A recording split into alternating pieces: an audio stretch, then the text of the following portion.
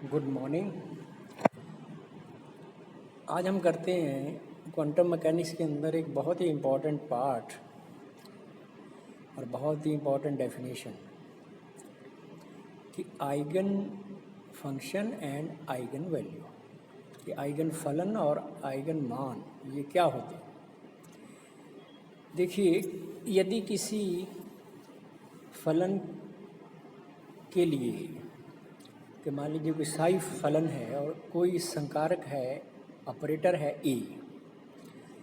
यदि हम ऑपरेटर ए को साई पर ऑपरेट करें तो ऑपरेट होने के बाद सम नंबर ए टाइम्स साई यदि दोबारा फिर से आ जाता है, यदि ऐसा हो जाए तो साई को आइगन फंक्शन और ए को आइगन वैल्यू कहते हैं। इस ऑपरेटर ए के लिए साई जो है वो आइगन फंक्शन होगा और उसकी जो आइगन वैल्यू है वो ए होगी।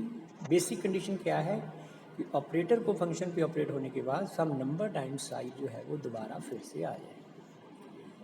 जैसे आप एग्जांपल है, देखिए कि मान लीजिए ऑपरेटर है डी बाई डी एक्स और साई जो है वो e raise to power b x, b some constant. Operator को जब आप साई पे ऑपरेट करें यानी d by d x e raise to power b x, तो ये b e raise to power b x फिर आ जाएगा डेरिवेटिव के बाद, और e raise to power b x को आप साई फिर लिख सकते हैं। तो आप लिख सकते हैं operator psi is equal to b psi. तो अब आप कह सकते हैं कि इस operator d by d x के लिए e raise to power b x eigen function है तथा इसकी जो आइगन वैल्यू है वो है बी। अब देखिए, यदि आप को बताई गई थी टाइम इंडिपेंडेंट श्रोडिंगर इक्वेशन, वो कुछ इस तरह से दी थी कि Laplacian of psi plus 2m H cross square E minus V psi is equal to 0। इस इक्वेशन को आप थोड़ा रीअरेंज करिए तो डेल टू साई इसमें ई दूसरी तरफ ले जाइए। आप इस इक्वेशन कुछ यूँ लिख सकते हैं, minus H cross square upon 2m Laplacian square plus v psi is equal to e psi. अब इस एक्सप्रेशन को, ये जो एक्सप्रेशन लिखी हुई है, इसको हम उसी तरीके से फिर देखें जैसे हमने आइगन वैल्यू और आइगन फंक्शन की डेफिनेशन दी है कि ये जो ऑपरेटर है जब साई पे लगता है तो आपको ई टाइम्स साई देता है। यानी इस ऑपरेटर के लिए साई आइगन फंक्शन है विद आइगन वैल्यू ई। ये जो ऑपरेटर है इसको एच ओ पी लिखा जा सकता है। एच का मतलब है यहाँ पर हैमिल्टोनियन ऑपरेटर, यानी ये भी एनर्जी के लिए ऑपरेटर है। यदि वेव फंक्शन स्पेस पे डिपेंड करता है तो minus H cross square upon 2m Laplacian square plus V Hamiltonian operator जब साई पे लगता है तो ई टाइम्स साई जो है वो आपको दोबारा फिर से मिल जाता है। अब एक और डेफिनेशन है, वो है डीजेनरेसी। डीजेनरेसी क्या होती है कि मान लीजिए ऑपरेटर साई वन पे ऑपरेट होता है, आइगन वैल्यू ए टाइम्स साई वन आता है, फिर यही ऑपरेटर ए ओ पी किसी दूसरे आइगन फंक्शन साई टू पे लगता है और फिर आइगन वैल्यू सेम ए ही आती है। इसी तरह से ऑपरेटर साई थ्री पे लगे ए टाइम्स साई थ्री ही आए, और यदि ऑपरेटर मान लीजिए साई एन पे लगता है, हर बार जो आइगन वैल्यू है वो ए ही आ रही है। यहाँ पर जो psi one psi two psi n है ये लीनियरली इंडिपेंडेंट होने चाहिए। यदि ऐसा है कि साई वन साई टू और साई एन लीनियरली इंडिपेंडेंट है लेकिन ऑपरेटर के लिए सारे आइगन वैल्यू सेम दे रहे हैं, तो इस स्थिति में आप कहोगे कि जितने भी आइगन फंक्शन हैं psi one psi two psi n, ये जो है वो अपभ्रष्ट हैं या डीजेनरेट हैं, और इस डीजेनरेट लेवल का जो आइगन वैल्यू है दैट इज़ ए। तो जिस अवस्था को भी ये फंक्शन रिप्रेजेंट करते हैं psi one psi two psi n, उसकी जो अपभ्रष्टता है यानी डीजेनरेसी का लेवल जो है दैट इज़ एन टाइम्स।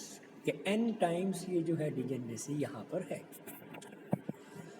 अब यदि आप ये जो पहली एक्सप्रेशन है इसको C1 से मल्टीप्लाई करें, दूसरी को C2 से मल्टीप्लाई करें, तीसरी को C3 से, और इसी तरह से जितनी भी एक्सप्रेशंस हैं उनको किसी कोफिशिएंट से मल्टीप्लाई करके और जोड़ दें, तो आपको देखिए लिखा है यहाँ पर कि पहली को हमने मल्टीप्लाई किया, दूसरी को, और जितनी भी टर्म्स थी वो लिखिए जोड़ करके। तो आप लिख सकते हैं operator C1 psi1 plus C2 psi2 plus C3 psi3 and Cn psi1 is equal to A C1 psi1 plus C2 psi2 and so on. यदि आप साई को C1 psi1 C2 psi2 वगैरह लिख दें, Cn psi1 को यहाँ पे साई लिख दें कोई नया फंक्शन, तो आप इस एक्सप्रेशन को फिर लिख सकते हैं operator psi is equal to A times psi. इसका मतलब ये है कि linear combination of degenerate eigen functions, ये जो C1 psi1 plus C2 psi2 वगैरह लिखा है Cn psi1, इसको साई से लिखा है, साई को आप कह सकते हैं कि linear combination of degenerate eigen functions. तो ये भी is also a eigen function with same eigen value. ये जो ऑपरेटर है इस साई के लिए जो कि लीनियर कम्बिनेशन है उसके लिए भी आइगन वैल्यू उतनी ही रख रहा है जो कि पहले एक स्टेट के लिए रख रहा था। तो ये भी सेम आइगन वैल्यू का आइगन फंक्शन होगा। अब देखिए यहाँ पे एक और इम्पॉर्टेंट प्रॉपर्टी है कि सिद्ध कीजिए कि जो हर्मिशन ऑपरेटर होता है उसकी आइगन वैल्यू जो है वो रियल होती है। माना ए जो है वो कोई हर्मिशन ऑपरेटर है, तो हर्मिशन ऑपरेटर की जो डेफिनेशन है वो है psi star a cap phi d v is equal to a cap psi star phi d v, यानी ये है डेफिनेशन हर्मिशन ऑपरेटर की मैथमेटिकल। इस डेफिनेशन के अंदर मान लीजिए psi is equal to phi हो तो psi star a psi d v is equal to a psi पूरे का स्टार साई डी वी। मान लीजिए ये ऑपरेटर ए का जो साई है वो आइगन फंक्शन है विद आइगन वैल्यू स्मॉल ए, तो ए Sai is equal to a Sai. तो यदि आप यहाँ पे इस इक्वेशन के अंदर लिखोगे तो ए कैप जब साई पे लगेगा यहाँ पर इस एक्सप्रेशन के अंदर, तो आप लिख सकते हैं स्मॉल ए टाइम्स साई, ए नंबर है, और यहाँ पर भी ए साई जो है इसकी वैल्यू आएगी ए साई और पूरे का स्टार साई डी वी। यहाँ पर ए कांस्टेंट है, बाहर ले लीजिए इंटीग्रल से, psi star psi d v is equal to a star psi d v. यदि आप जानते हैं कि psi star psi d v that is equal to 1, normalization condition जो है इससे जो रिजल्ट आता है वो ये a is equal to a star, यानी ये जो ए नंबर है ये अपने कॉम्प्लेक्स कॉन्जुगेट के बराबर है। तो ये तभी पॉसिबल है यदि ए जो है वो रियल हो, क्योंकि रियल जो नंबर होता है उसका कॉम्प्लेक्स कॉन्जुगेट उसी के बराबर होगा। यदि ए कॉम्प्लेक्स है तो उसका कॉम्प्लेक्स कॉन्जुगेट उसके बराबर नहीं आएगा। तो यहाँ पे बहुत ही इम्पोर्टेंट रिजल्ट आ रहा है और वो ये है कि हर्मिशन जो ऑपरेटर हैं उनकी आइगन वैल्यू रियल होती है। क्वांटम मैकेनिक्स के अंदर हमारे पास जितने भी ऑपरेटर्स होंगे वो सारे हर्मिशन ऑपरेटर होंगे, तो इन ऑपरेटर्स की जो आइगन वैल्यू है वो रियल ही आएगी। तो ये बड़ा इम्पोर्टेंट रिज़ल्ट है और ये हम बहुत बार इसको आगे यूज़ करेंगे।